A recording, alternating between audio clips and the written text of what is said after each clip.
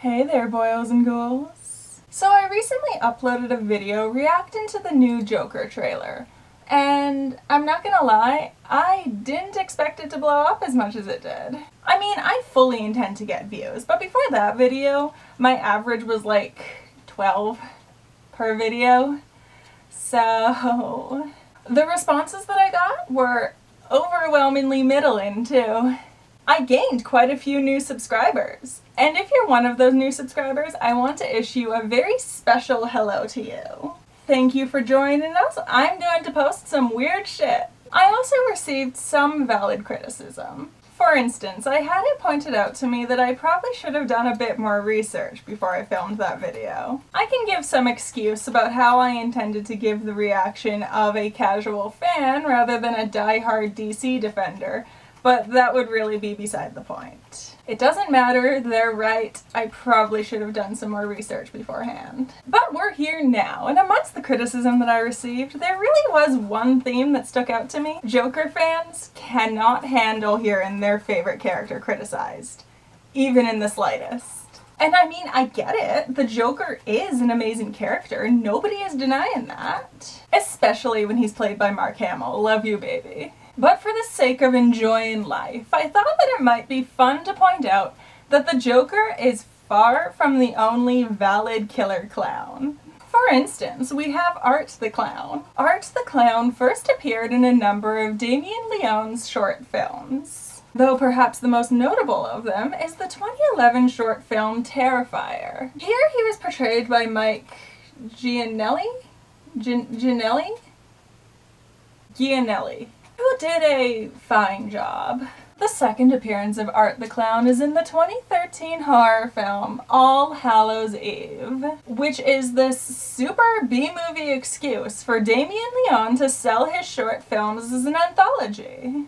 Art the Clown is pretty much the only character that connects all of these stories, and even that he barely does. But you can really tell that Leone has been working on developing this character into a legitimate horror icon for a while now. Which is what brings me to Art the Clown's starring role, the 2016 film Terrifier. But without further ado, let us get into the reasons why Art the Clown is just as valid as, if not better than, the Joker. Reason 1.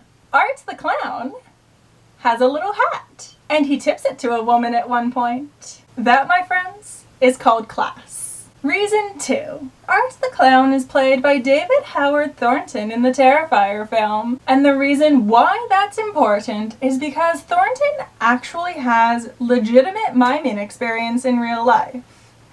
And you can tell. The way that Thornton moves is mesmerizing to me. I could honestly watch it all day. The way that he comes from threatening to smiling, to threatening while smiling. The way that he comes across as if he's enjoying himself 300% of the time. If I could, from now on, I would communicate exclusively in GIFs of Art the Clown, because that is exactly the appearance that I hope I give off. Flamboyant, theatrical, and terrifying as fuck. And are any of the Joker's actors legitimate mimes? I think not. Case dismissed. Reason 3. Art is a romantic. In Leone's 2008 short film entitled The Ninth Circle, Art the Clown gives a woman a flower. Yes, there are cockroaches in it, but tell me that you wouldn't want a flower. And if that isn't good enough for you, in the Terrifier film, Art goes up to those little dispenser goodie thingies and buys a cheap heart-shaped ring for Tara. He then proceeds to get down on one knee and offer it to her. Like a fucking gentleman. You think Joker and Harley are relationship goals? Clearly, you've never seen Art the Clown. Reason 4, which is connected to reason 3, which is why they're together. Art the Clown is sexy. Ooh, baby. Yes. I think I've made my point. Reason 5. Nobody knows who Art the Clown is or where he comes from. In the Killing Joke comic book, the Joker has been quoted to say, "If I'm going to have a past, I'd prefer it to be multiple choice." And in many stories, this does appear to be a theme with the Joker. Who is he? Why does he kill people?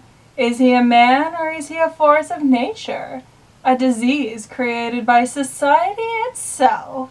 And that would be a very interesting concept, except for one thing. DC Comics has been running since the dawn of time. And sooner or later, they run out of stories to tell about the Joker. And when that happens, they have one of two options. They can do something really stupid, like, oh, I don't know.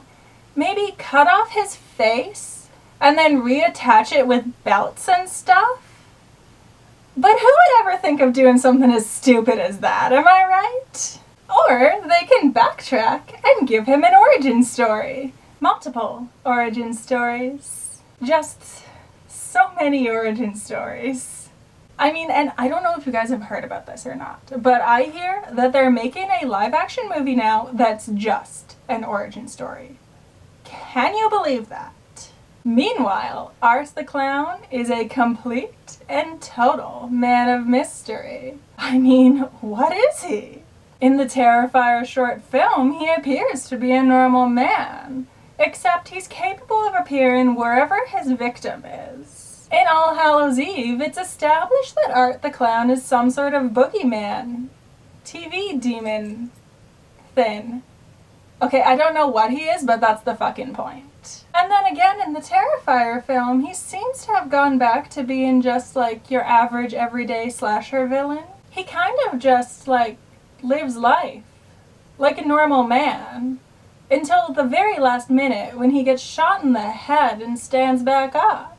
We don't know if he has a last name. We don't know if he has any parents. We don't know where he comes from. We don't even know if he's human. I mean, he's not for now, but they could always change that in the next movie. Damien Leone has that power. The Joker claims that his past is multiple choice, but I think that we can all see that Art the Clown is the only one that truly embodies that. Reason 6. In the Terrifier film, Art the Clown carved a human head into a jack-o'-lantern, and then lit exclusively the eye holes and the mouth hole on fire. I'm not sure that's how fire works, but Art the Clown did it. Do you know what that means? Art the Clown is fucking magic.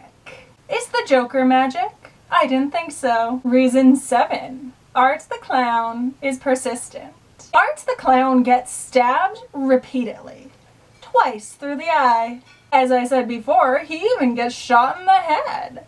And we're not talking about some piddly little gunshot either. We're talking about a bullet through the back of his skull. Meanwhile, in the Tim Burton film, the Joker fell from the top of a really high building and we never saw him again. And then again in Batman Beyond, the Joker gets shot in the chest once and he's dead. And in Arkham City, he dies from a reaction to the Titan formula. I could go on, but I don't think I have to. Do you know what that kind of record communicates to me? Weakness. A real killer clown would be able to walk away from all of that. And that's just what Art does. You have to admit, resilience like his deserves notice. Reason 8. Art the Clown is exactly like Santa Claus. And now I know some of you might be asking, "Oh, Sierra, you magnificent creature. I'm sure you're right, but would you mind just explaining that to us?" No, I wouldn't mind explaining that at all, my fine pets. Because you see, Art the Clown carries around a sack of goodies on his back, just like Santa Claus. I mean, those goodies are all deadly weapons that he uses to rip people apart with, but they're goodies nonetheless. And who doesn't like Santa Claus? And if you don't agree with me, then clearly you are anti-Christmas. And you are going on Art the Clown's naughty list this year. Reason 9. Art the Clown is so confident in what he does that he doesn't even worry about the police. In fact, his gloves cover everything but his fingerprints. He's that good. And is the Joker that confident? No, I didn't think so. Reason 10. Come on. I don't have to tell it to you. You already know it. I know you do. If you think you know what it is, leave it in the comments section. I'll tell you if you're right or wrong. Chances are you're right though, because really, I could go on. The reasons are endless, and we all know it. Even if we don't want to admit it, deep down, we're all haunted by the thought that maybe, just maybe, Art the Clown is better than the Joker. Anyway, thank you guys for watching. I do legitimately love every single one of you that takes time out of your day to see me. Make sure to like, share, and subscribe, and I look forward to reading your theory about what number 10 is in the comments. But for now, don't take life so seriously, and remember to wear a smile every now and again. What brings me to Art the Clown's starring role, the 2016 film Terrifier. On the one hand, you can really tell that Terrifier is the extended movie version of the short film of the same name. There are a couple of plot elements that Leon uses again, but by this time, Art the Clown really does feel like a better established character. Mike Gianelli has been replaced with David Howard Thornton, and he actually adds so much to the character. Similar to Michael Myers, who appears to be a huge influence for Leon. Art the Clown is a silent killer, but Thornton is able to express so much through his body, it's amazing. The actual plot of the film is derivative at best and disappointing the more that you think about it. You can really tell that Leon was going for a whole hopeless feel, where the good guys lose and the bad guys never wanted anything to begin with, so it's not like even they have much to gain. It's an interesting idea, but at the same time, it really gives the audience nothing to hold on to. At a certain point, you just have to realize that everything is going to be lost, so what is there to hope for? It also would have been nice to see the women in Leon's film kick a little bit more ass. Nearly all of the victims are female, which isn't really surprising for a horror film, but most of the time, this gender divide is made a little bit easier to swallow, because it's ultimately a girl that defeats the monster. But as I said before, Leon wanted everything to come off as hopeless. Which means that most of the time, you're just watching multiple different women being horrifically tortured and murdered.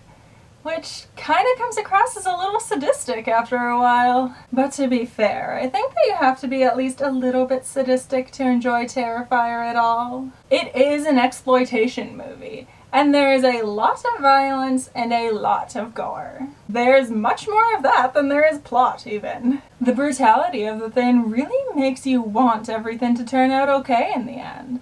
But Leon refuses to give his audience the satisfaction. So really, it's up to you if you want to see that or not.